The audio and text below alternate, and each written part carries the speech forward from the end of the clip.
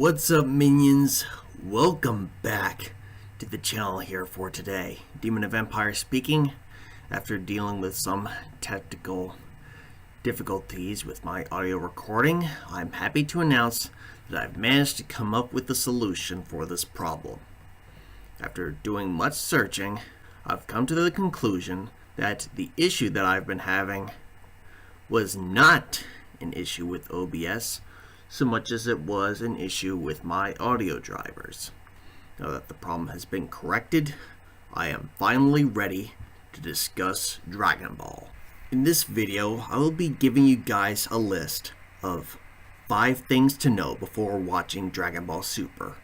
First off, I want to say that this list is not in any particular order. As I go through it, I'm going to try to be as unbiased as possible, without spoiling too much, and give you guys some room to make your own judgments as I go along. So, without further ado, let's get straight into it. Number 1. The nostalgia factor. When people think of the word nostalgia, we think of our childhood, as well as our favorite childhood shows. In the case of Dragon Ball Super, this means lots of references and callbacks to classic Dragon Ball and Dragon Ball Z. Depending on the person, however, this may not necessarily be a good thing.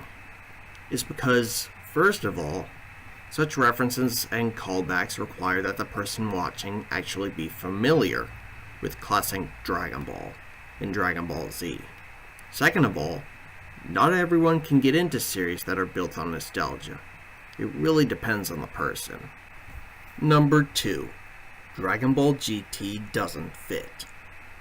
Now, I know some people out there may prefer GT over Super, and vice versa, but regardless of what you may or may not think about it, Dragon Ball GT simply cannot and does not fit into the timeline of Super.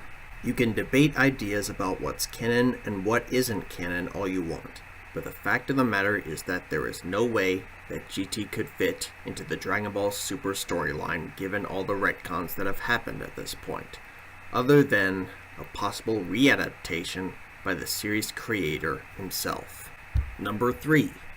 Where to start.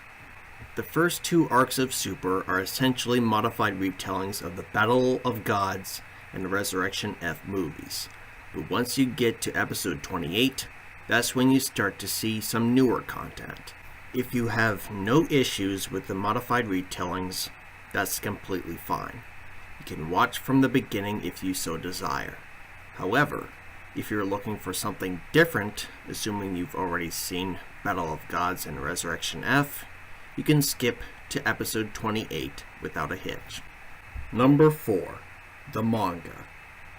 If you're looking for an original manga adaptation for Dragon Ball Super, it does not exist.